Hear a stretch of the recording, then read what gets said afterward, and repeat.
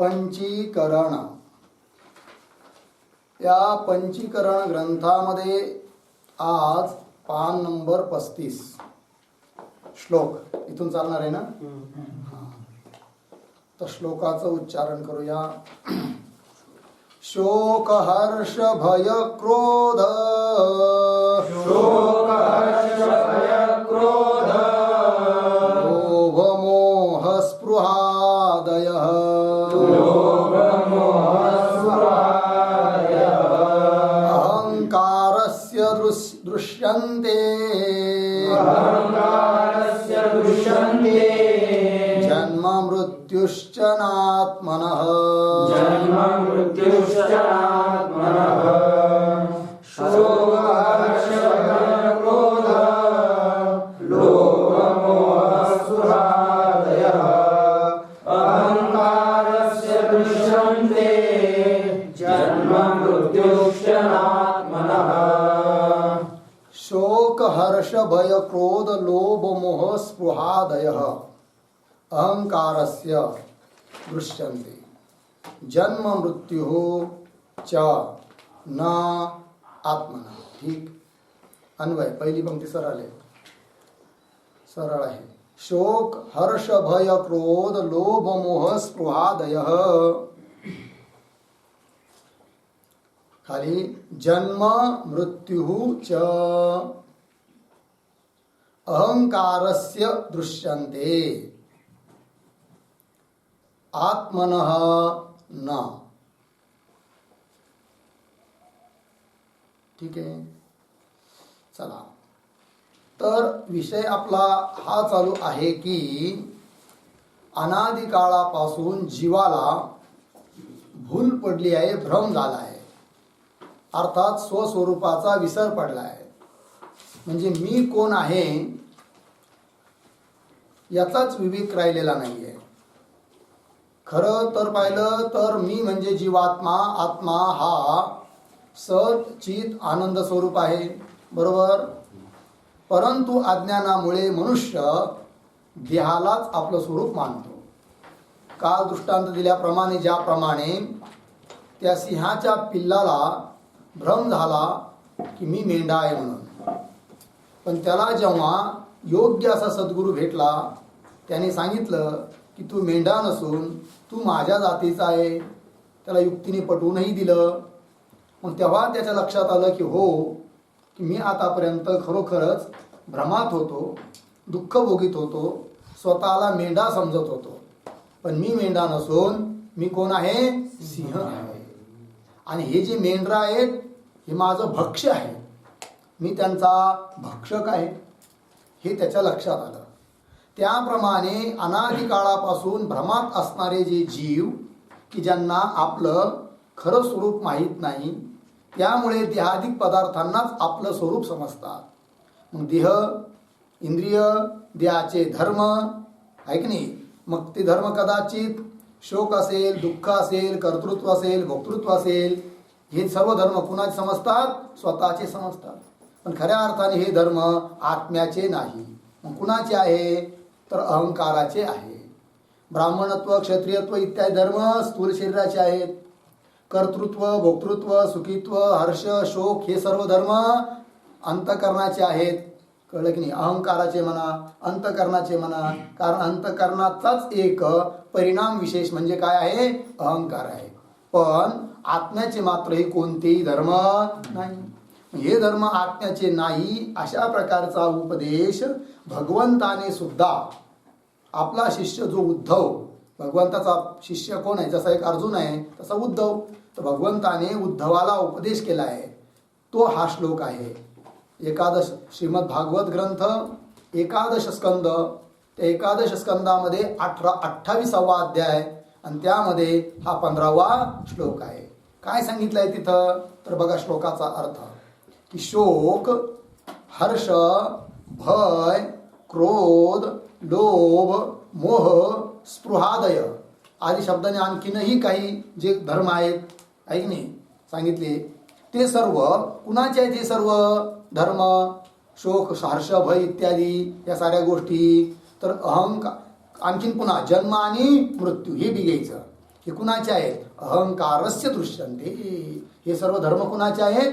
अहंकाराचे आहेत. आणि पुढे म्हटलंय आत्मनः न, आत्म्याचे नाहीत. त्यापैकी जन्म आणि मृत्यू हा स्थूल देहाचा धर्म आहे. आणि बाकी शोक हर्ष इत्यादी हे सर्व कुणाचे धर्म आहेत? अहंकाराचे आहेत. कुणाचे नाही? आत्म्याचे नाही. म्हणजे कुणाचे नाहीत? माझे नाहीत. कळलं की नाही? कुणाचे आहेत? अहंकार. आणि अहंकाराचा माझा वस्तुता काही संबंध नाही असा विचार आणि निश्चय केला पाहिजे. ठीक. खाली बघा आता अर्थ. शोक शोक शोक शब्दाने काय घेतलं इथं? दुःख. कळलं की नाही? एखाद्या गोष्टीचा आपल्या इष्ट आपण ज्या गोष्टीला समजतो त्या गोष्टीचा त्या विषयाचा वियोग होऊ लागला किंवा तिचा नाश झाला, वियोग झाला तर काय होतो? शोक उत्पन्न होतो. म्हणजे दुःख उत्पन्न होतं. मानसिक विकलिती मानसिक विकलता उत्पन्न होते. त्यालाच काय म्हणतात? शोक. पुन्हा हर्ष. यत्किंचित आपण ज्याला अनुकूल समजतो, इष्ट समजतो असा विषय प्राप्त झाला असता जी एक थोडीशी आनंदाची उर्मी आतून निघते, हर्ष, त्याला हर्ष असं म्हणतात. आहे की नाही? यद्यपि प्राप्त होणारा विषय हा नश्वर आहे, नाशवान आहे, तरी पण त्याला आपण इष्ट समजतो आणि तो प्राप्त झाला तर थोडासा खुश होतो आपण. त्यालाच म्हणायचं काय? हर्ष. गुलाबजामुन खूप दिवसाचे भेटले नाही, कुणी आणून दिलं एक वाटी भरून तर माणसाला थोडं बरं वाटतं की नाही? मग त्याला काय म्हणायचं? हर्ष. ठीक आहे. प्रसन्नता म्हटलं इथं. भय. भय म्हणजे काय? भीती. आपल्या इष्टांचा वियोग होण्याची जर शक्यता असेल तर त्यावेळेस माणसाला काय वाटते? भीती वाटते. आहे की नाही? समजा अरे बापरे आता आपण पैसे घेऊन चाललो आहे आणि जर चोर भेटले तर, हिसकावून घेतलं तर, अशा वेळेस जी वृत्ती उत्पन्न होते ना आपल्या हृदयात त्या वृत्तीचं नाव आहे काय? भीती. ठीक आहे ना? इष्टवस्तूचा वियोग झाल्यावर जी वृत्ती ती शोक. आणि इष्टवस्तूचा वियोग होण्याची शक्यता म्हणून आहे की नाही ज्यावेळेस ती असतं त्याला काय म्हणायचं? भय. आहे की नाही? भीती. चला. म्हणजे काय? इष्टवस्तूच्या वियोगाची कारण उपस्थित झाली असता जी वृत्ती उत्पन्न होते तिला म्हणायचं काय? भय. चोर वगैरे आले म्हणजे भय उत्पन्न होतं. पुन्हा लोभ. आहे की नाही? लोभ. खूप धन आहे परंतु 1 रुपया जरी खर्च झाला किंवा करू वाटत नाही त्याला म्हणायचं काय? लोभ. ठीक आहे ना? पुन्हा मोह. मोह म्हणजे काय? विवेक नसणं. कर्तव्य काय, अकर्तव्य काय, इष्ट काय, अनिष्ट काय याचा विवेक नसणं याला म्हणायचं काय? मोह. तर शोक, हर्ष, भय, लोभ, मोह, स्पृहा अधिकाधिक विषय प्राप्त व्हावे अशी जी आंतरिक इच्छा तिला म्हणतात काय? स्पृहा.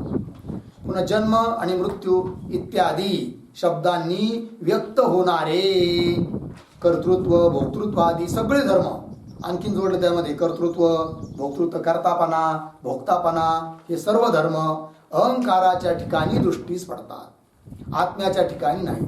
म्हणजे हे सर्व धर्म कुणाचे नाही आणि कुणाचे आहेत? कुणाचे आहेत? अहंकाराचे. कुणाचे नाही? आत्म्याचे नाही. लागलं? कसे ते पहा. स्पष्टीकरण सांगतात. दादा स्पष्ट करून सांगतायत काय? हे धर्म अहंकाराचे आहे, आत्म्याचे नाही. कसं काय? युक्ती देऊन सांगतायत. कसे ते पहा. सुषुप्ती, समाधी इत्यादी अवस्थात आत्मा असतोच. बघा आत्मा 3 अवस्थेत आहे. जागृतीत आहे, स्वप्नात आहे, सुषुप्तीत आहे. बरोबर. पण जागृत अवस्थेमध्ये आपल्याला शोक, हर्ष वगैरे होतात की नाही? हे सारं होतात. सुषुप्तीत होतात का? नाही होत. सुषुप्तीत आत्मा नाही का? आहे. जर आत्म्याचे धर्म असते तर जसं जागृतीमध्ये शोक, हर्षादी वृत्ती मतलब धर्म उत्पन्न होतात आपल्या ठिकाणी, त्याप्रमाणे सुषुप्तीमध्ये सुद्धा या साऱ्या धर्मांची प्रतीती यायला पाहिजे. जर हे सर्व धर्म आत्म्याचे मानले तर. कारण आत्मा जसा जागृतीत आहे तसा सुषुप्तीत देखील आहे असं बोलायचं. चला. सुषुप्ती, समाधी इत्यादी अवस्थात आत्मा असतोच. पण त्या अवस्थात अहंकार लीन होत असल्यामुळे त्या अवस्थेत अहंकार आहे का? नाहीये. अहंकार काय होतो? अज्ञानात लीन होतो. मग अहंकार लीन होतो म्हणून ह्या धर्मांची प्रतीती नाही.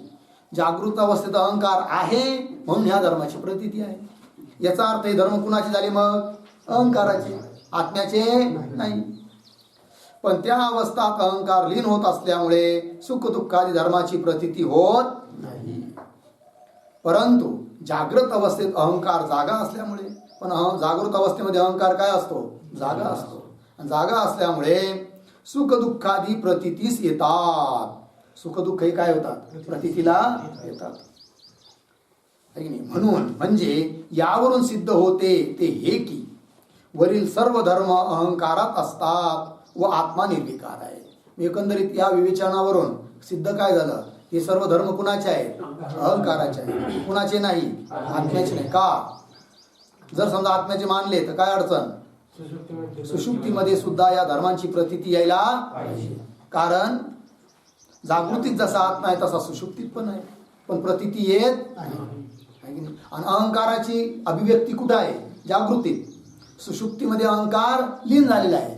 म्हणून जेव्हा अहंकार आहे तेव्हा या धर्माची प्रतीती, जेव्हा अहंकार नाही तेव्हा या धर्माची प्रतीती नाही. याच्यावरून काय सिद्ध झालं? हे सर्व धर्म कुणाचे आहेत? अहंकाराचे.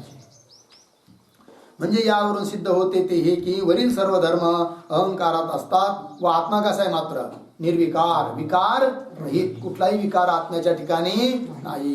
आत्म्याला शोक नाही, हर्ष नाही, भय नाही, क्रोध नाही, लोभ नाही, त्याचा परिणाम नाही, त्याचा जन्म नाही, त्याचा मृत्यू नाही, त्याची वाढ होत नाही, त्याचा अपक्षय म्हणजे झीज होत नाही. कुणाचा? आत्म्याची. कुणाचं होत नाही सारं? हा बरोबर आहे. काय? माझं आहे नाही. मीच कोण आहे? आत्मा. मी म्हणजे कोण? शरीर नाही. हे शरीर तर पंचमहाभूताचं आहे. लोक याला एक दिवस जाळून टाकणार आहे की नाही? जरी इच्छा नसली तरी जाळून टाकणार, नाही तर पुरून टाकतील, काहीतरी करतील, नक्कीच करतील. पण मी मात्र या साऱ्याहून कसा आहे? वेगळा आहे. आणि जो वेगळा आहे ना तोच मी कोण आहे? आत्मा आहे. मग तिथं त्याला मी म्हणून समजायचं आपल्याला. पण आपण चूक केली. काय? मी म्हणून समजतो कुणाला? देहाला, जो आपला नाही आहे. आणि जे खरं आपलं स्वरूप आहे त्याला आपण मी म्हणून समजत नाही. ही चूक आहे आपली. मग ती चूक आता काय करायची?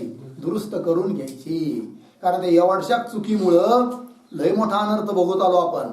कल्पोकल्पी अनंत जन्म घेत आलो एवढशा एका चुकीमुळं. मग ती आता काय केली पाहिजे? दुरुस्त करून घेतली पाहिजे. चला पुढे चला. अशा रीतीने सद्गुरू जेव्हा बोध करतात, काय बोध करतात? वर सांगितल्याप्रमाणे बोध करतात. तेव्हा बोध करतात म्हणजे ज्ञान करून देतात. तेव्हा शिष्य त्याचा सूक्ष्म विचार करून, बघा श्रीगुरूने उपदेश केला, पाठ ऐकला, घरी जाऊन ग्रंथ ठेवून दिला, उद्या येतानाच आणला इथं, काही फायदा होत नाही. ऐकल्यानंतर काय करावं लागत? त्याचं पुन्हा चिंतन, वाचन, बार पुन्हा वाचायचं, पुन्हा पुन्हा पुन्हा पुन्हा.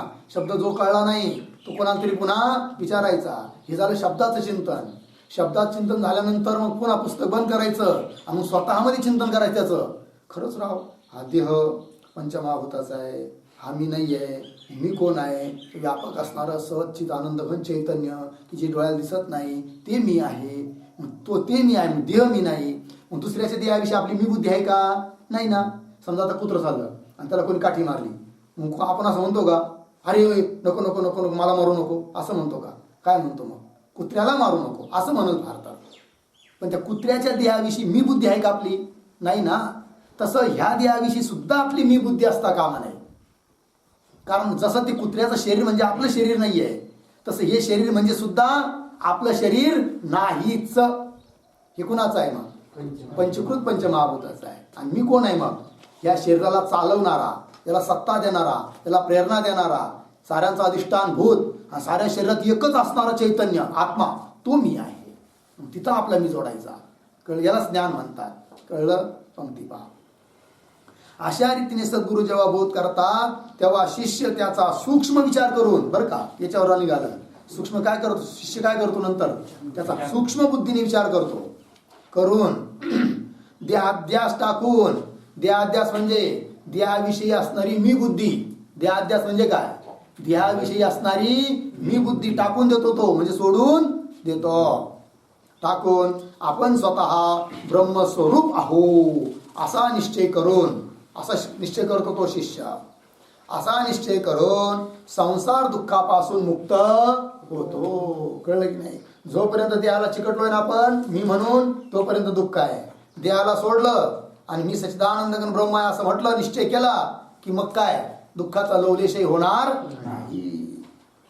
असा निश्चय करून संसार दुःखापासून मुक्त होतो. परंतु दृष्टांतात जसा पर्वतातल्या सिंहाच्या उपदेशाप्रमाणे त्या अज्ञ सिंहाला आपण मेंढा हो असा भ्रम झाला होता की नाही अगोदर. त्या अज्ञ सिंहाला भ्रम झाला होता, मी काय आहे मेंढा. नंतर उपदेश केला कोणी, पर्वतातल्या सिंहाने, आणि सांगितलं की तू मेंढा नाही, मग तू कोण आहे, सिंह आहे. मग त्याला पटलं ते, आणि मग तो स्वतःला काय समजायला लागला आता, सिंह. आपण मेंढा असा भ्रम झाला होता. त्याचप्रमाणे अज्ञानी जीवात्म्याला सद्गुरूच्या उपदेशापूर्वी, म्हणजे सद्गुरूचा उपदेश होण्याच्या अगोदर सर्व अज्ञानी जीवांना काय झाला आहे, भ्रम झालेला आहे. जीवात्म्याला सद्गुरूच्या उपदेशापूर्वी अनादिकालापासून होत आलेल्या चुकीच्या समजुतीने, अनादिकालापासून चुकीची समजूत धारण केली, आपण पक्की करून ठेवली आहे. कोणती चुकीची समजूत, काय चुकी समजूत आहे, मी देह आहे, देहाला धरून आपण मी बोलतो, हीच चूक आहे, हाच भ्रम आहे, यालाच अध्यास म्हणतात. ठीक आहे. या चुकीच्या समजुतीने देहच आपण आहो असा भ्रम झालेला असतो. ठीक. या रीतीने पहिल्या चौपाईच्या पूर्वार्धात, पहिली चौपाई झाली की नाही, त्या पहिल्या चौपाईचा पूर्वार्ध म्हणजे पहिली अर्धी, आणि उत्तरार्ध म्हणजे त्याच्यातलीच पुढचा अर्धा भाग, त्याला म्हणतात पूर्वार्ध आणि उत्तरार्ध. घना दहाडानो भ्रम थयो जीवने, एटले देह माने पोते आपणे, हे झालं पूर्वार्ध. बरोबर. आणि ते सारू फरे 84 लक्ष योनीने, फरी पामे जन्म मरणने, हे झालं उत्तरार्ध. या रीतीने पहिल्या चौपाईच्या पूर्वार्धात जीवाला अनादिकालापासून चालत आलेल्या अज्ञानामुळे देहाध्यास होतो, त्याचे वर्णन केले आहे. पूर्वार्धात काय वर्णन केलं की अनादिकाळापासून जीवाला भ्रम झाला आहे. कळलं की नाही, काय भ्रम झाला आहे की मी देह आहे म्हणून, त्याला देहाध्यास म्हणतात. अज्ञानामुळे देहाध्यास होतो, मग त्याचे वर्णन केले आहे. आणि आता पुढे उत्तरार्धात, त्या चौपाईच्या उत्तरार्धात पुढच्या अर्ध्या भागात देहाध्यासाचे फळ बघा. देहाध्यास झाला, देहाध्यास कारण आहे, आणि त्याच्यापासून काय होतं, जन्ममरण. मग कार्य कोण झालं, जन्ममरण, आणि जन्ममरणाचं कारण कोण, देहाध्यास.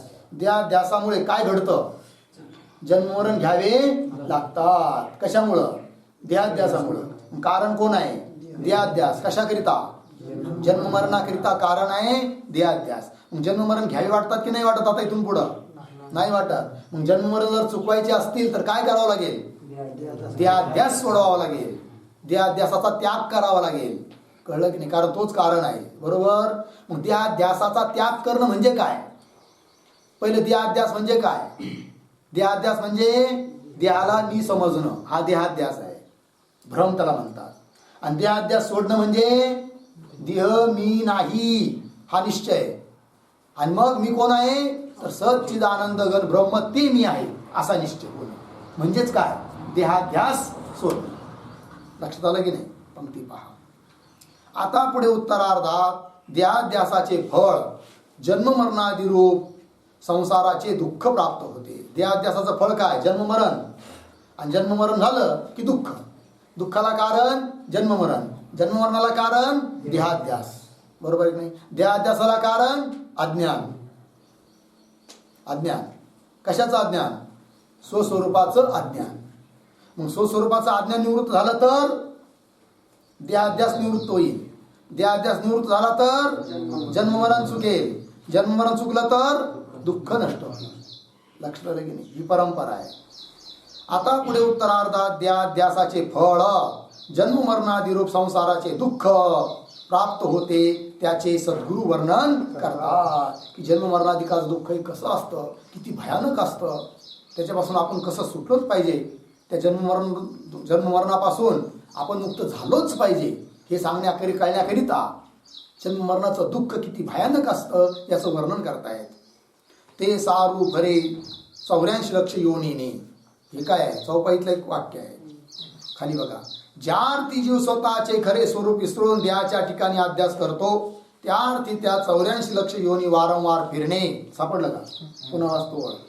ज्या अर्थी, तर ज्या अर्थी याला गोल करा, हे शब्द काढून टाका.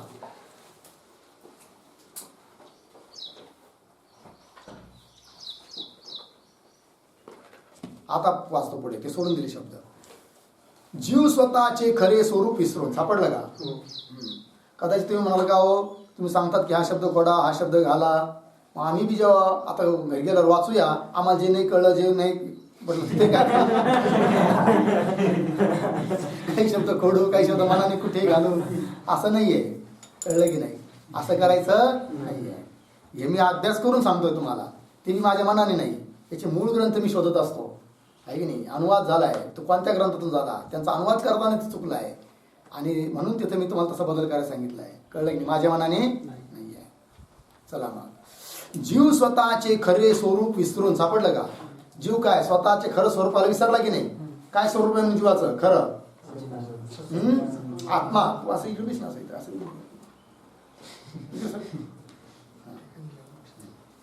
जीव स्वतःचे खरे स्वरूप विसरून देहाच्या ठिकाणी अध्यास करतो. सापडली? ओळ लागली का?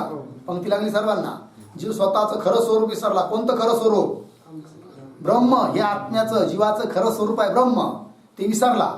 आणि जे खरं नाही असं कोणतं आहे? देह. त्याला धरलं. मग दुसऱ्याची वस्तू जर आपण उचलून आणली त्याला न विचारता, तर तो आपलं काय पूजा करील का? मग काय करील? चोर म्हणून बदलून काढील. मग दुसऱ्याची वस्तू आपली म्हणण्यात दोष आहे, चोरी आहे ती. तसं केलं आपण आतापर्यंत. जो देह आपला नाही आहे त्याला आपण काय आपलं म्हणत आलो, चोरी केली. मग आता चोरी केली ना, किंवा घेतलाय ना उसना, ज्याचं घेतलं त्याला वापस दिलं पाहिजे. आणि ज्याचं घेतलाय त्याला जर वेळेवर वापस नाही दिलं तर तो सुद्धा काय आहे? अन्याय आहे. त्याचं खूप व्याज चुकावं लागतं, मग जन्ममरण भोगावे लागतात. बरोबर? मग ती पहा, जीव स्वतःचे खरे स्वरूप विसरून देहाच्या ठिकाणी अध्यास करतो. त्या अर्थी असा शब्द आहे की नाही, तर तिथं अर्थी शब्द गोल करा, अर्थी, आणि त्याच्या जागेवर टाका मुळे. मग शब्द तयार होतो त्यामुळे.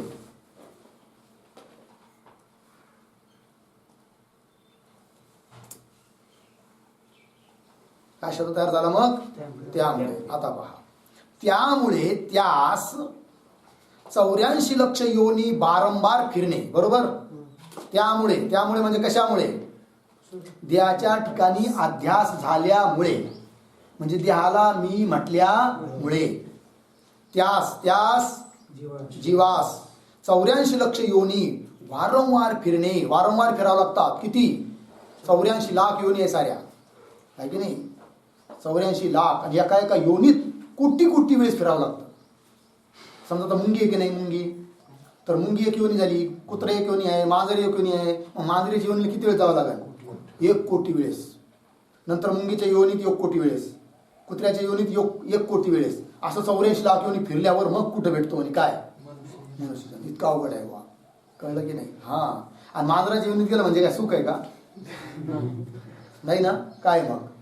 अत्यंत दुःख आहे. तहान लागती, नळाला पाणी आहे पण पाणी पिता येत नाही. त्या तळ्यामध्ये जाण्याचा प्रयत्न करतो, 2 पाऊल पुढे टाकतंय पण भीती वाटते, खाली पडलं पुन्हा वर येतात नाही, पुन्हा मागे फिरतं, 2-3 वेळेस करतं, शेवटी वापस जातं. पाणी कुठे भेटत नाही प्यायला, इच्छा आहे पाणी पिण्याची.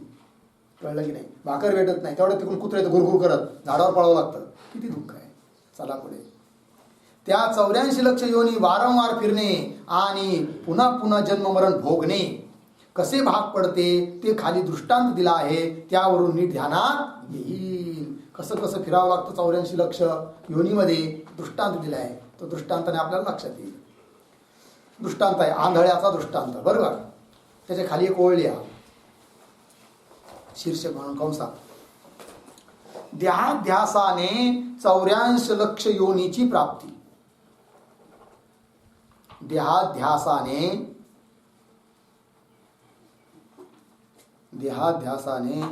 84 लक्ष योनीची प्राप्ती.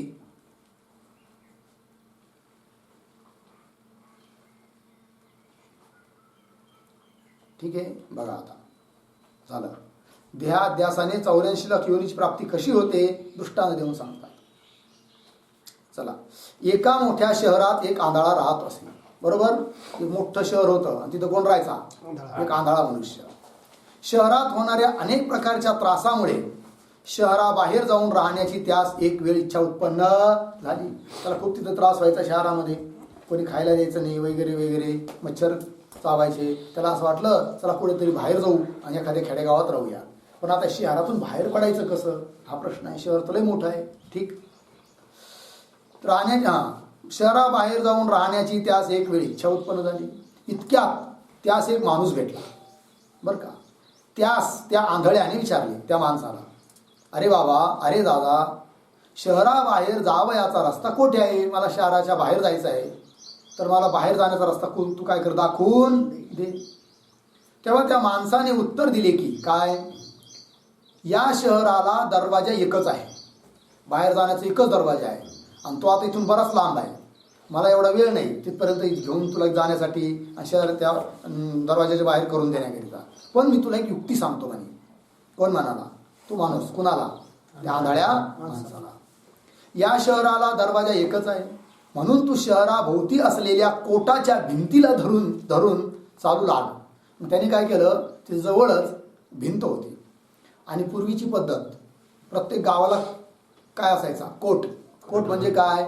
तटबंदी. म्हणजे काय, त्या गावाला चारी बाजूने अशी गोल भिंत असायची, आहे की नाही, आणि एकच वेस असायची बाहेर पडण्यासाठी.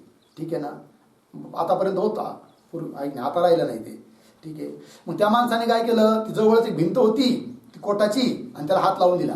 म्हणजे ही भिंत, आणि तू या भिंतीला धरत धरत धरत धरत तू जा, बरोबर तुला काय लागेल, दरवाजा.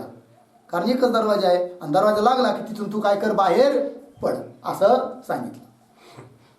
कोटाच्या भिंतीला धरून तू धरून धरून चाल. असे चालता चालता ज्यातून शहराबाहेर जाण्याचा रस्ता आहे असा जो दरवाजा, तो तुझ्या हातास लागेल. बरोबर चालता चालता तो एक वेळेस हाताला लागेल, है की नाही. मग तो हातास लागल्याबरोबर त्यातून तू निघून बाहेर जा, म्हणजे काम झालं तुझं झालं. किती योग्य सल्ला दिला. ठीक. म्हणजे तुझ्या मनातला हेतू सिद्ध होईल. त्याच्या मनात, आंधळ्याच्या मनात काय हेतू होता, की शहराबाहेर जायचं. असे ऐकल्याबरोबर तो आंधळा त्याने सांगितल्याप्रमाणे कोटाची भिंत धरून चालू लागला. हळूहळू आपली कोटाची भिंतीला हात धरून धरून धरून धरून चालू लागला. अशा रीतीने चालता चालता काही वेळाने तो दरवाजा आला. आता बिलकुल दरवाजा लागणार तेवढ्यात एक घटना घडली तिथं. काय घडलं, दिलाय पुढं. दरवाजा आला आणि त्याला त्याचा हात लागणार, त्याला त्याचा हात लागणार, त्याला दरवाजाला त्याचा आंधळ्याचा हात लागणार. इतक्यात कर्मधर्म संयोगाने त्याचं नशीब फुटकं. कळलं की नाही. कर्मधर्म संयोगाने त्याच्या शरीरावर असलेल्या खर्जीस किंवा गजकरणास एकाएकी अतिशय खाज सुटली. त्या आंधळ्याला काहीतरी खरज बिरोज झाली होती, गजकरण वगैरे, आणि त्याला खाज सुटली, तो खाजायला. मग आता खाजायला लागला, तुम्ही उभं तरी राहू की जागेवर. काय खाजायचं, खाजून घ्यायचं, नंतर पुन्हा भिंतीला हातावून चालायचं. तसं नाही केलं त्याने. काय केलं मग, हात काढला आणि खाजू लागला, आणि खासता खासता चालू ही अतिशय खास सुटली. त्यामुळे चालता चालताच कोटाच्या भिंतीवरील हात काढून त्याने तो गजकरण खाजू लागला. खाज बंद झाल्यावर पुन्हा तो आपला हात वर करतो, तो ती कोटाची भिंत पहिल्याप्रमाणे त्याच्या हातास लागली. तेवढ्यात दरवाजा मागे निघून गेला आणि पुन्हा कोटाची भिंत हाताला लागली. आता त्याला बाहेर पडायचं आहे, तर काय करावं लागेल, पूर्ण राऊंड मारावं लागेल. थोडी चूक झाली, त्याचा परिणाम पुन्हा चक्कर. कळलं की नाही. आला होता दरवाजा एकदम जवळ आला होता, आता बाहेरच पडणार होता, है की नाही. पण थोडीशी चूक झाली, पुन्हा चक्कर खावा. पण उपयोग काय, खासती वेळी तो दरवाजा चुकून पुष्कळच मागे राहून गेला. अर्थातच त्या मोठ्या शहरात विनाकारण एकसारखे लांबच लांब त्याला फिरावे लागल्यामुळे पुन्हा त्याला फिरावं लागलं की नाही. बरं, ती काय शहर लहान नव्हतं, खूप मोठं शहर होतं. मग त्याला खूप फिरावं लागल्यामुळे त्याला खूप त्रासही होऊ लागला. मग फिरता फिरता बघा, लांबच लांब फिरावे लागल्यामुळे त्यास पुन्हा मोठी दुःखे सोसावी लागली. काय काय दुःख सोसावी लागली ती अशी सांगतायत. पायात काटे तर भोचलेच, आहे की नाही. कारण आता त्या भिंतीच्या कडाकडाने चालायचं आहे, आणि लोक काय काडी कचरा भिंतीजवळ टाकतातच ना. मग कुठं काटे, कुठे काट्याची झुडपं, त्याच्यावर पाय पडणार, काटे घुसायला लागले. बरोबर, एवढ्यावर नाही. मग पायात काटे तर बोचलेच, गावातल्या मलमूत्रांच्या मोऱ्यात तर किती एक वेळा पडलाच. कुठं अचानक पाणी आलं, कुठं पाय भरले, कुठं खाली पडला, कपडे भरले. कारण ते सारं गावातलं पाणी असं भिंतीच्या काढणं वाहत होतं. कळलं की नाही. वरून पुन्हा दुसरी गोष्ट, वरून प्रखर उन्हाचा ताप.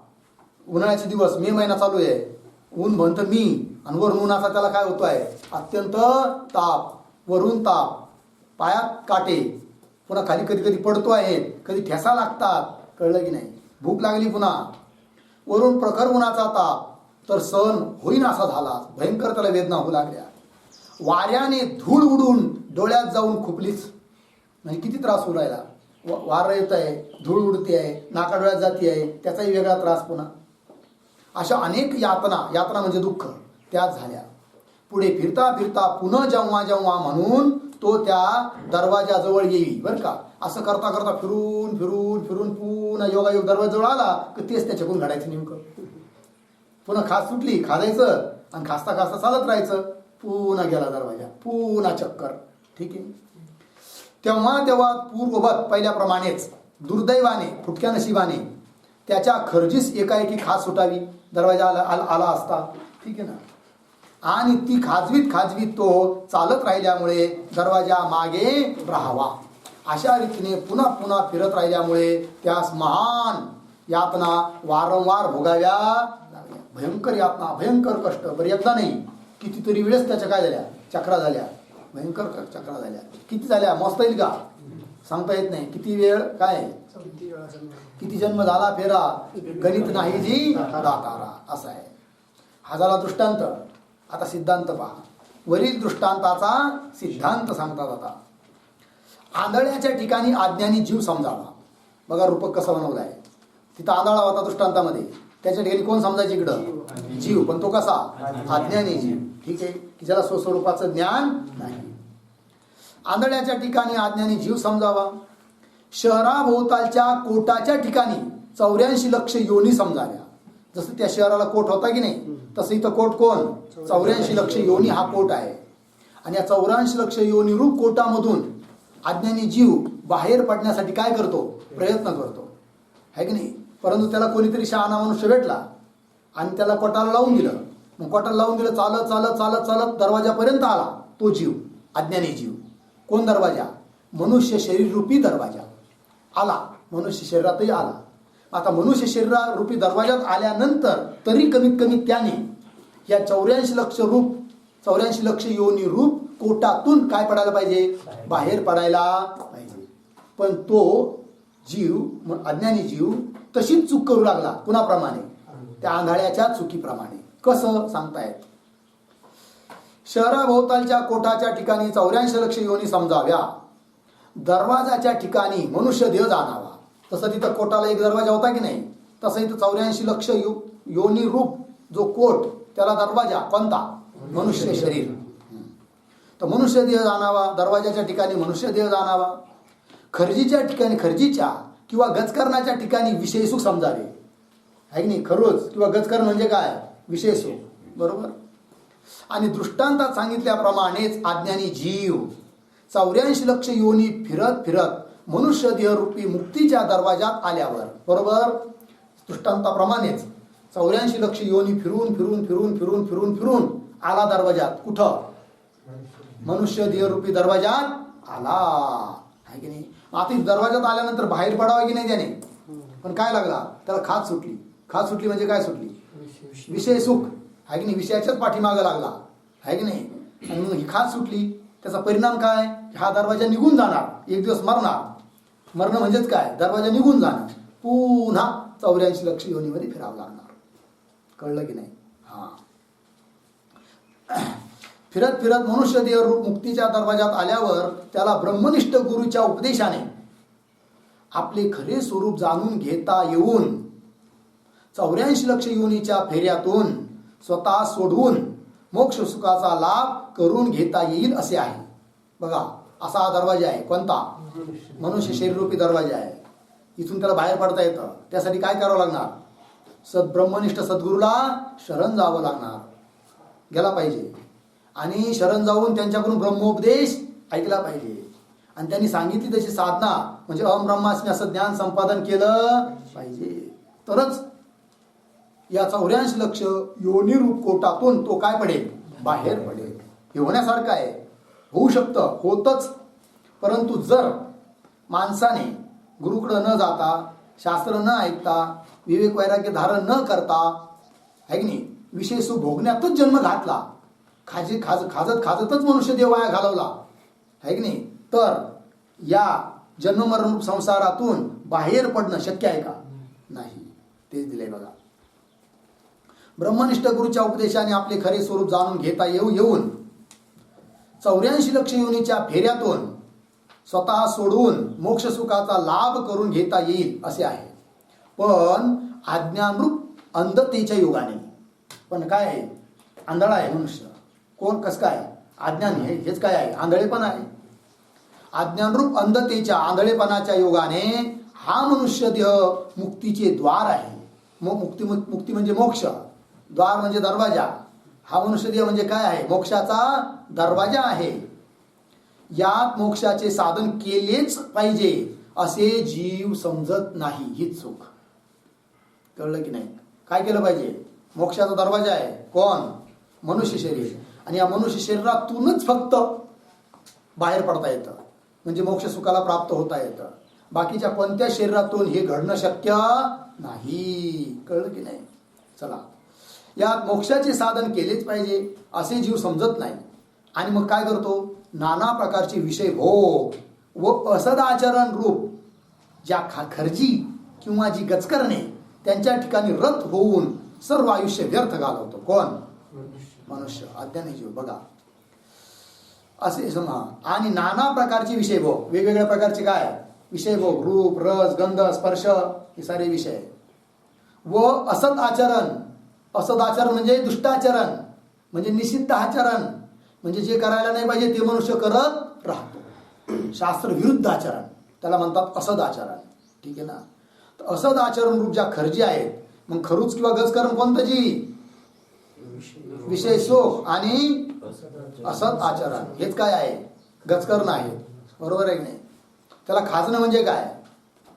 ते विषय सुख भोगत राहणं, पुन्हा असद आचरण करणं, हे त्याचं खाजणं झालं. आणि खाजीत राहिला, आहे की नाही? आणि पुन्हा रोज एक दिवस मागं पडूच राहिलाय, दरवाजा मागं चाललाच आहे, आणि एक दिवस हा दरवाजा सुटणार. कळलं की नाही? चला, असद आचरण रूप ज्या खर्जी किंवा जी गज करणे त्यांच्या ठिकाणी रत होऊन म्हणजे रममान होऊन, त्याच्यामध्येच मनुष्य काय होतो? रमून जातो. माणसाला तेच खरं वाटतं, विषय सोख, आहे की नाही? चला, रत होऊन सर्व आयुष्य व्यर्थ घालवितो. विषय सुखात आयुष्य घालवणं सार्थक का व्यर्थ? व्यर्थ आहे. निषिद्ध आचरणात आयुष्य घालवणं सार्थक का व्यर्थ? व्यर्थ आहे की नाही? चला, मग आपल्याला आपलं आयुष्य व्यर्थ घालायचं का सार्थक लावायचं? सार्थक लावायचं. व्यर्थ घालायचं नाही. व्यर्थ घालणं म्हणजे काय? विषय सुख भोगणं, निषिद्ध आचरण करणं, याला काय म्हणायचं? व्यर्थ घालवणं. मग व्यर्थ घालायचं नाही ना, मग काय सोडावं लागेल? विषय सुख सोडावं लागेल. अजून काय सोडावं लागेल? निषिद्ध आचरण सोडावं लागेल. कळलं की नाही? आणि विषय सुख सोडावं लागेल. झोपा काढून जमणार नाही बुवा. आता गेले ते दिवस झोपा काढायचे, आहे की नाही? बालपणात माणसाला झोपा येतात जास्त, ठीक आहे, 5-10 वर्षाचा असेपर्यंत खूप झोपायची सवय असते. पण आता कळायला लागलं ना, तर आता तरी माणूस काय जागा झाला पाहिजे. कळलं की नाही? चला, मोबाईलमध्ये वेळ घालवणं सार्थक लागणार का व्यर्थ घालणं? व्यर्थ घालणं. मग मोबाईल आजपासून ठेवून देणार का वापरणार? थोडा वापरणार. काय म्हणतो? थोडा वापरणार. चला, रत होऊन सर्व आयुष्य व्यर्थ घालवितो म्हणजे खर्जीस किंवा गज करण्यास कंडू सुटली असता. कंडू म्हणजे खाज. खर्जीस किंवा गज करण्यास कंडू सुटली असता ती खाजवीताना जसा मनुष्याला अतिशय आनंद होतो, आहे की नाही? ज्याला गजकरण झाले त्याविषयी विचारा तुम्ही, खाजताना कसा आनंद येतो. पण खाजून झाल्यावर नंतर विचारा त्याला आनंद आहे का दुःख आहे, मग मात्र लय आग होती. तसंच खाजताना बरं वाटतं जरा, विशेष भोगत असताना, आहे की नाही? कुत्र्याला विनाकारण दगड मारताना, कोणाची पेन्सिल चालताना जरा बरं वाटतं, आहे की नाही? पण जेव्हा ती भोगण्याची वेळ येते ना, मग मात्र जीव जातो. मग म्हणतो, कोण मला एवढं असं दुःख होत असं? बरं, देव कोण मला एवढं दुःख देत असेल? देव नाही दुःख देत. दुःख कोण देतं? आपलंच कर्म आपल्याला दुःख देतं, आहे की नाही? हा, म्हणून आपलंच कर्म आहे. जे दुःख आपल्याला भोगायला मिळतं ना, ते काय आहे? आपणच केलेलं कर्म आहे.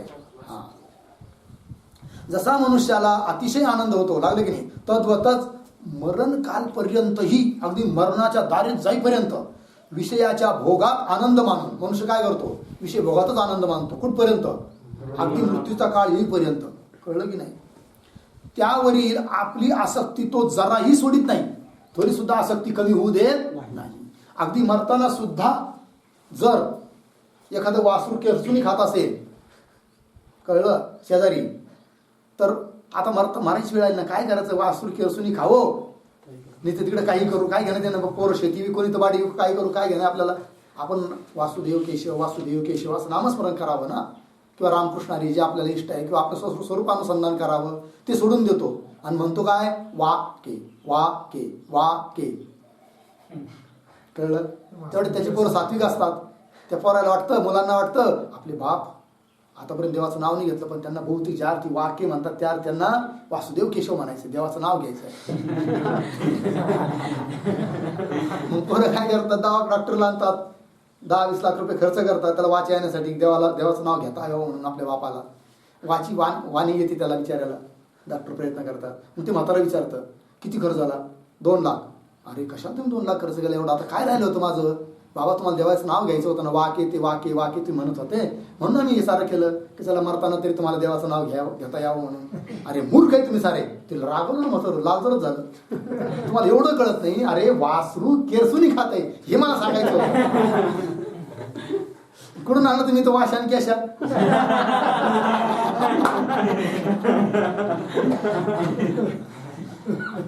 असं म्हणून अटॅक आला मेलं.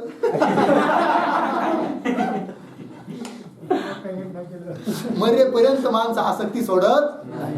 पद सोडू वाटत नाही माणसाला मरेपर्यंत. राजीनामा द्या म्हणलं ना एखाद्याला, एखाद्या पदाचा काय असला तर नाही आपला अधिकार कसं काय सोडायचा? असं लोक आहे बाबा जगात. कळलं की नाही? मरेपर्यंत सोडू वाटत नाही. आता पोरं करते झाली की नाही, नातू पार करते झाले, तरी सुद्धा म्हातारं सोडितच नाही. आणि मग शिव्या द्या, ते शिव्या कोण? सुना, पोरं. आणि मग म्हणतात नातू बी काय, म्हातारा काही अक्कलच नाही आमच्या. मग काय आता बोलणे? कळलं की नाही? त्यापेक्षा करते झाली ना, म्हातारेपणात काय करावं माणसाने? हे सारं सोडून द्यावं. बाबा तुम्ही आता करते ही चाव्या, ही जमीन तुमची वाटून घ्या, तुमच्या नावावर घ्या, माझं आणि माझं मंदिर. आता मला काही सांगायचं नाही. माझी ज्ञानेश्वरी, मी आता मंदिरात जाऊन ज्ञानेश्वरी वाचणार. मला 2 टाइम तुम्हाला भाकरी द्यावी वाटली तर द्या, नाही तर मी मधुकरी करणार. पण ते मग असं जर केलं त्या म्हाताऱ्याने तर ते पोरं पण लिची लावतात. मग नाही बाबा आमचे बाबा इतके चांगले, आम्हाला लगेच दिलं सारं बाबा लगेच. मग सुनबाई विचारायला पाठवणार, बाबाला विचारून नाही काही नाश्ता विष्टा द्यायचा म्हणून मंदिरात. पण म्हाताऱ्या लोकांना सुखाने जीवन जगताच येत नाही हो, करावं तरी काय? आहे की नाही? आता आपण आपलं ओळखून घ्यायला पाहिजे ना, आपली स्थिती काय, देश परिस्थिती काय म्हणून ते कळतच नाही. आणि म्हातार होईपर्यंत ते सोडत नाही. एखादा न विचारता बोर जरी घेतला ना पोरांनी शेतामध्ये, आणि म्हातारं जर गावाला गेलं असतं ना, आल्यावर हे म्हातारं भलं तनफन करतं. तुम्हाला अक्कल नव्हती, मग मला येऊन द्यायला काय होत होतं? माझा अनुभव आहे, जरा विचारायचं ना. अरे बाबा जाऊ दे ना, मरू दे ना, त्यांचे पैसे खर्च झाले, त्यांनी घेतला, तुला काय करायचं? पण कळतच नाही या म्हाताऱ्याला. खायला कळलं की नाही? जाऊ दे, आपलं काय घेणं.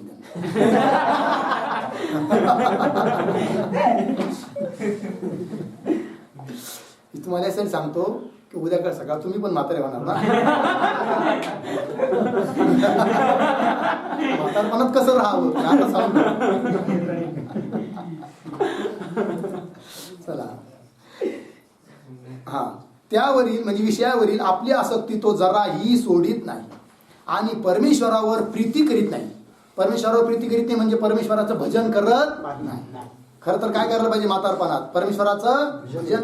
म्हातारपणात नाही, जन्मल्यापासून मरेपर्यंत भगवंताचं भजनच करायला पाहिजे. त्याच्यासाठीच हे शरीर आपल्याला प्राप्त झालेलं आहे. असे करता करता त्याचा या कुडीतून प्राण निघून गेला. कुडीतून म्हणजे शरीरातून प्राण निघून गेला, म्हणजे त्याचे मनुष्य देह रूप मोक्षद्वार हातचे गेले. मनुष्य देह रूप जे मोक्षाचा दरवाजा होता तो त्याच्या हातातून निसटला. आणि आता काय? पुन्हा 84 लक्ष घेऊन लागलं. चला, मोक्षद्वार हातचे गेले असे होऊन 84 लक्ष योनीचा कोट पुन्हा त्याच्या हातास लागतो. आहे की नाही? पुन्हा आता त्याला जन्म मरण घ्यावे लागतात. आणि मग जन्म घ्यावे लागतात म्हणजे काय? सारे जन्म माणसाची असं आहे का? हा, एकदा का मनुष्य जन्म चुकला तर मग बाकीचे सारे योनी फिरावं लागतात. उदाहरण सांगतात, मग त्यात बैल काय व्हावं लागतं? बैल. एखाद्याचे पैसे जर बुडवले ना, पहिले त्याच्या घरी बैल व्हावं लागतं. बैल, पुढे घोडा, नंतर घोडा, गाढव इत्यादी पशूंची शरीरे घेऊन त्यास महादुःखे भोगावी लागतात.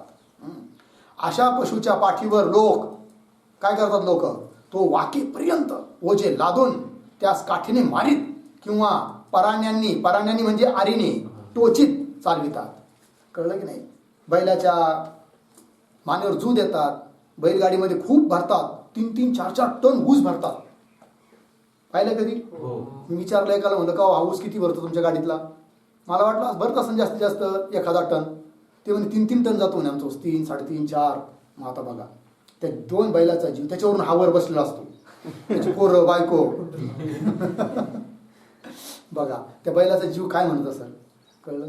मग बघा अशा पशुच्या पाठीवर लोक तो वाकेपर्यंत आहे की नाही ओझे लादून त्यास चालला नाही, त्याला चालायला जीवावर आलं किंवा आता समजा एवढं वजन झालं, चालता येत नाही, तो कधी काय करणार? मग त्याला काठीने झोडपतात. चल आहे की नाही? तेवढ्यांनी ऐकलं तर त्याला आरीट असतात.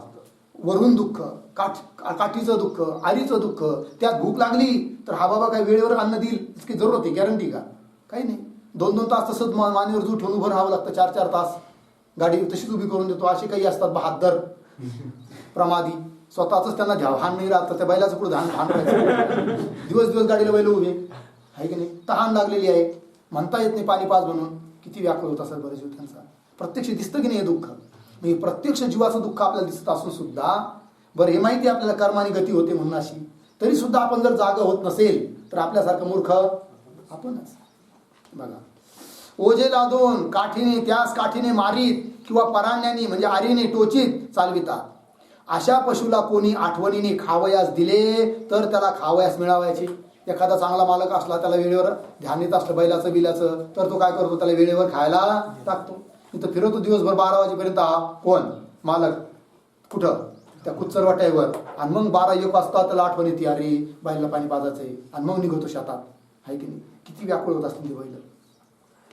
एवंच अशा प्रकारे आणखीन त्या पशुच्या स्वाधीन असा कोणताही व्यवहार राहू शकत नाही. सापडलं का? काय अशा पशुला कोणी आठवणीने खावयास दिले तर त्याला खावयास मिळावयाचे. एवंच त्या पशुच्या स्वाधीन असा कोणताही व्यवहार राहू शकत नाही. म्हणजे त्याच्या स्वाधीन काहीच नाहीये. त्याला स्वतःची इच्छेने खाता येत नाही, स्वतःची इच्छेने पिता येत नाही, स्वतःची इच्छेने बिलकुल वागता येत नाही. बिलकुल कुणाचं? पशूंचं, सर्वच पशूंचं. मग कोणी म्हणाल का हरणा वगैरे त्या मोकळे येतात, त्यांचा सुद्धा जीव पराधीनच आहे. जीवन पराधीन आहे. त्यांना सुद्धा भीती आहे. इकडून वाघ येईल कानू, इकडून सिंह येईल कानू, इकडून काही होईल कानू, पुन्हा पाणी प्यायला गेलं तर कुत्रं मागं लागेल कानू. किती दुःख आहे. पराधीन आहे. कोणताही व्यवहार राहू शकत नाही. अरे रे रे रे, काय त्या बिचाऱ्याला दुःख होत असेल. सापडलं का? चालता चालता अगदी थकून गेला असला तरी मी थकून गेलो, मला चालवत नाही असे त्या बिचाऱ्यास सांगता येत नाही. कुणाला? त्या बैलाधिकाला. म्हणता येतं का? अरे मालका, तुला काही दया आहे ना थोडीफार? अरे बाबा दया येऊ दे ना, सकाळ 6 वाजेपासून मला तू झुंपलंय, तुला काही आहे का नाही? 2 वाजले, अरे पाणी तरी पाज ना. म्हणता येतं? माहीत म्हणताय. जागीच मुरून मरावं लागतं. आहे की नाही? काहीच करता येत नाही. किती दुःख आहे. त्या बिचाऱ्या सांगता येत नाही. त्यामुळे केवळ दुःख भोगणे हे मात्र त्याच्या कपाळी येते. बस त्याच्या शिल्लक काय राहतं? फक्त दुःख भोगणं एवढंच त्याच्या हातात आहे. बाकी काही करता येत नाही. आहे की नाही? आपण मनुष्य जन्मात आहोत. आई बापाने आपलं काम सांगितलं, म्हणता येतं आता मला तहान लागली, पाणी पिऊन येतो म्हणून, भाकर खाऊन येतो म्हणून. पण तसं पशूंना म्हणता येतं का? अजिबात नाही. मनुष्य देह मिळाला असूनही त्याने आत्मज्ञान संपादन केले नाही. आपल्याला आता मनुष्य जन्म भेटला आहे, आणि जर आपण आत्मज्ञान प्राप्त केलं नाही तर काय होणार? तीच गती आपली होणार जशी आता सध्या बैलाधिकांची आहे. मनुष्य देह मिळाला असूनही त्याने आत्मज्ञान संपादन केले नाही. त्याचे फल हे की काय फल? 84 लक्ष योनी त्यास फिराव्या लागत आहे. 84 लक्ष योनीमध्ये फिरावं लागत आहे. आणि पुन्हा पुन्हा पुन्हा पुन्हा जन्म मरणाचे ओझे उचलावे लागत आहे. जन्म म्हटलं तर दुःख आहे की नाही? येत आहे खाली जन्माचं दुःख, मृत्यूचं दुःख किती भयानक आहे. म्हणून मनुष्य देह प्राप्त होऊनही जो जीव मोक्षाचे साधन न करता, सापडलं काय काय झालं? म्हणून मनुष्य देह प्राप्त होऊनही जो जीव मोक्षाचे साधन न करता अधर्माने केवळ विषयोपभोगात मग्न होऊन आपले सर्व आयुष्य खर्च करतो, अधर्माने वागतो, विषय उपभोगण्याकरिताच आपलं आयुष्य खर्च करतो, त्या जीवास मनुष्य देह नष्ट झाल्यानंतर पशवादिकांचे देह धारण करावे लागून, अशा मनुष्याला काय मेल्यानंतर पशुपक्ष्यांचं शरीर प्राप्त होतं, आहे की नाही? तर मनुष्य देह नष्ट झाल्यानंतर पशवादिकांचे देह धारण करावे लागून विलक्षण दुःख भोगावे लागतात. विलक्षण म्हणजे भिन्न भिन्न जातीचं वेगवेगळ्या प्रकारचं दुःख भोगावं लागतं, असं प्रमाण म्हणून देत आहेत. प्रबोध सुधाकर नावाचा एक ग्रंथ आहे आद्य जगद्गुरु शंकराचार्य महाराजांचा. तर प्रबोध सुधाकर नामक आपल्या ग्रंथात श्रीमद शंकराचार्य गुरु म्हणजे आद्य जगद्गुरु शंकराचार्य महाराज त्यांनी सुद्धा असं सांगितलेलं आहे. प्रमाण म्हणून श्लोक दिला इथं. श्लोक वाचूया आपण. नरदेहातिक्रमणात्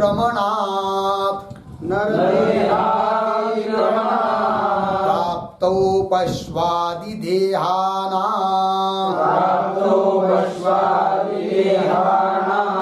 स्वतनोरप्यज्ञानम्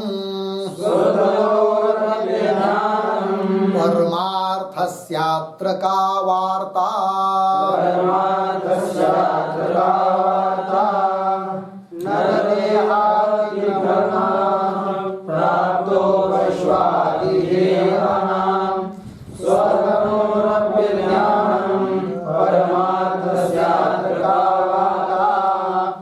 नरदेहातिक्रमणात् प्राप्तौ पश्वादिदेहानां स्वतनोः अपि अज्ञानं परमार्थस्य अत्र का वार्ता. अन्वय पहा. नरदेहातिक्रमणात् पश्वादिदेहानां प्राप्तौ स्वतनोः अपि अज्ञानम् अत्र परमार्थस्य का वार्ता.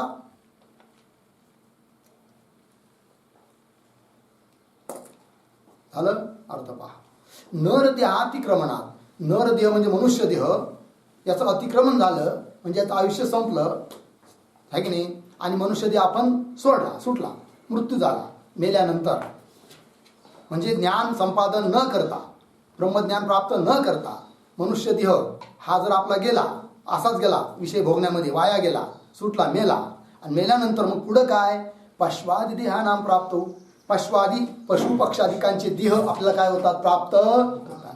आणि ते प्राप्त झाले असता काय हो मग म्हणे का मग तिथं करू परमार्थ? तर सांगता येत नाही, शक्यच नाही. म्हणजे कसं काय? तर पशु पक्ष्यांचे देह प्राप्त झाल्यावर तिथं स्वतनोहो अपि अज्ञान, तनु म्हणजे शरीर, त्यांना स्वतःच्या शरीराचं सुद्धा काय आहे? अज्ञान आहे. त्यांना थोडी कळतं मी बैल झालोय म्हणून, माझं कर्म असं चुकलं म्हणून, हे काही कळत नाही, काही त्यांना कळत नाही. हा माझा मालक आहे आणि हे माझ्या मालकाचं शेत आहे आणि ते माझ्या दुसऱ्या माझ्या मालकाचं शेत नाही आहे, मग तिकडे मी चरायला जाऊ नये, इकडं चरायला जावं, असं काही कळतं त्यांना? काहीच कळत नाही. स्वतःच्या शरीरात सुद्धा त्यांना ज्ञान नाही. आता माझं पोट दुखू राहिलं, मी आम्ही मग गोळी घ्यावी, कळतं का? आता माझं पायाला जखम झाली आहे, औषध पाणी करावं, काही कळतं का त्यांना? स्वतःच्या शरीरात सुद्धा त्यांना ज्ञान नाही आहे. कोणाला? पशु पक्षादिकांना. तर स्वतनोह अपि अज्ञानम, स्वतःच्या शरीरांचं ज्यांना जिथं ज्ञान नाही, अशा स्थितीमध्ये अत्र त्या शरीरामध्ये परमार्थस्य का वार्ता, त्यांच्याकडून परमार्थ होईल ही काय गोष्ट सांगायची? अर्थात होणारच नाही. लक्षात आलं? म्हणजे एकंदरीत काय? इतर शरीरात परमार्थ घडत लागला असं. चला अर्थ पहा.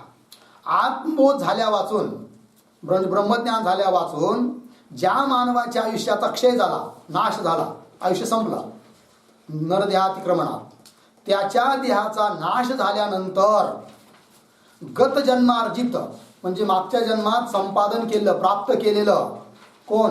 पाप कर्म किंवा पुण्यकर्म जे असेल ते, गत जन्मार्जित पाप कर्माप्रमाणे मागच्या जन्मात जे पाप कमवलं आहे अधर्म करून, त्याच्यामुळे पाप कर्माप्रमाणे पशवादी देह त्यास घ्यावे लागतात. मग कधी पशु, कधी गाढव बनणार, कधी कुत्रा बनणार, कधी गाय बनणार, कधी बैल बनणार, वगैरे वगैरे. या पशवादिकांच्या योनीत पशवादिकास आपल्या शरीराचे सुद्धा पुरते ज्ञान असत नाही. आपल्या शरीरात सुद्धा त्यांना पुरेपूर ज्ञान नसतं. मग त्यांना अत्यंत सुखमय म्हणजे सुखस्वरूप अशा परब्रह्माचे ज्ञान होईल ही गोष्ट कशाला बोलावयास पाहिजे? बोलण्याची गरजच नाही. अर्थात त्यांना परमात्म्याचं ज्ञान होणारच नाही. तात्पर्य, पशु पक्षी वगैरेंच्या देहात परब्रह्माचे ज्ञान उत्पन्न होऊ शकत नाही. तर मग पशुदेहात असते तरी काय? म्हणे का हो ठीक आहे, पशु पक्ष्यांच्या जे जन्म आहे त्या जन्मात त्यांना परमात्म्याचं ज्ञान होऊ शकत नाही, मग त्या देहात असतं काय हो सांगतात. असा प्रश्न एखाद्यास उद्भवलाच तर त्याचे उत्तर हेच की काय, ह्या योनीत म्हणजे पशुपक्ष्यांच्या योनीत दुःख भोगण्याशिवाय दुसरे काहीच नसते. फक्त काय, दुःख दुःख दुःख आणि दुःखाचाच भोग आहे इतर योनीमध्ये. लक्षात आलं? चला, किती दुःख असतं पशुपक्ष्यांच्या योनीमध्ये त्याचं वर्णन ग्रंथकार करत आहे. भयानक वर्णन आहे. त्याचा विचार आपण उद्या करू. ओम पूर्णमदः पूर्णमिदं पूर्णात् पूर्णमुदच्यते पूर्णस्य पूर्णमादाय पूर्णमेवावशिष्यते. ओम शांती शांती शांती.